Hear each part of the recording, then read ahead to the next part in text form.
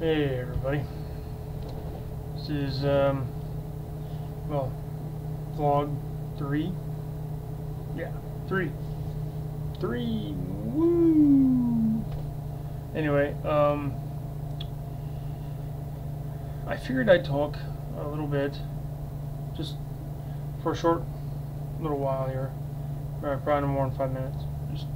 Just gonna scratch the surface. But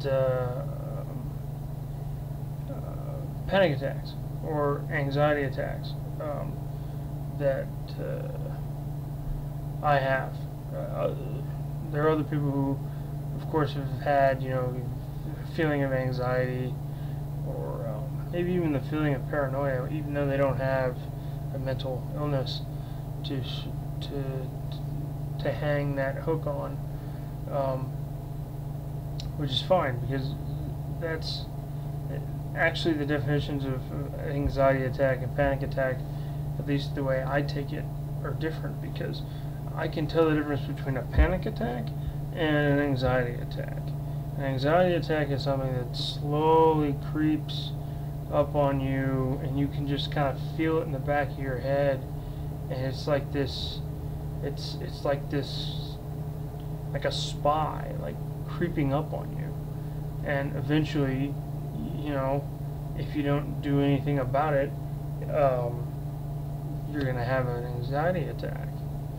And one of the ways to prevent this, of course, is once you start feeling some of those symptoms, you go ahead and if you're prescribed Xanax, you can take that, and that Xanax works pretty quickly. Works in about 10-15 minutes, depending on what's in your stomach. Did you just eat a big meal? And it's not gonna be released as fast.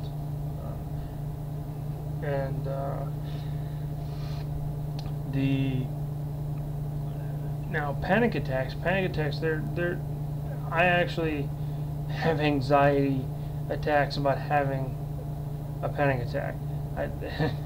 They compound on each other. Panic attacks is where it's kind of like the boogeyman under your bed when you were a child. You couldn't see him, but you had a pretty damn close idea that you knew that he was under there, and you were just waiting for you to step out of bed, put that foot down, and he can grab you and suck you under the bed into his crazy, twisted world of 10-year-old kids.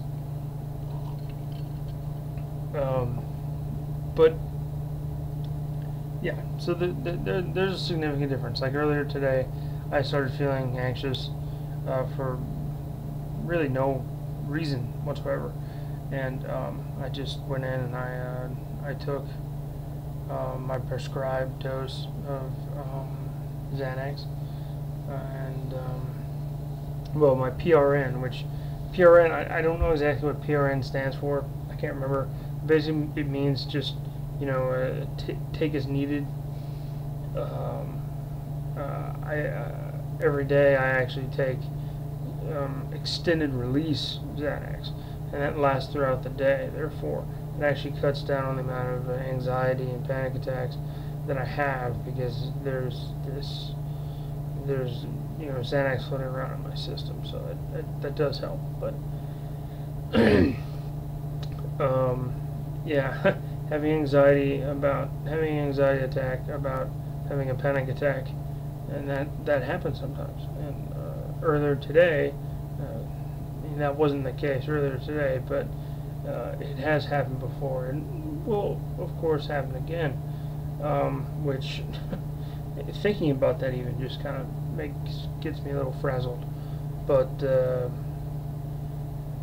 like I said earlier, I felt a little something in the back of my head, or I just felt like something was off. So I went in, took a couple PRN Xanax, and 20 minutes later, I was feeling fine. I was feeling great. The only The only drawback from Xanax is, one, depending on how much you take of it, it can be sedating because it calms you down, is what it does. So if you're like freaking out, you take Xanax and you calm down to a more reasonable state. A lot of times that can keep you out of various states of psychoses.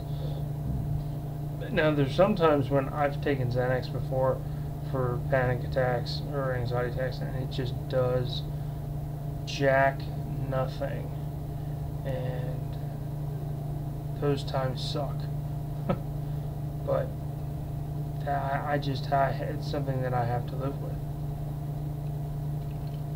and many other people out there have to live the same exact thing. And even though it's different for each person, it has similar strands to it. But anyway, I just wanted to make a quick little post about anxiety attacks. I'll most likely talk about them again at some other point in time. Hell, might even get lucky and have an anxiety attack, and I can fire this bad boy up, and you can actually see what an anxious or paranoid man looks like when he's being attacked by his own brain. That'll be a fun experiment. Well, fun in the sense of science is fun, but sometimes it's not fun being a guinea pig. But hey, if it's for science, hey, I'll do it. Well, I'll talk to you guys later. Thanks for watching.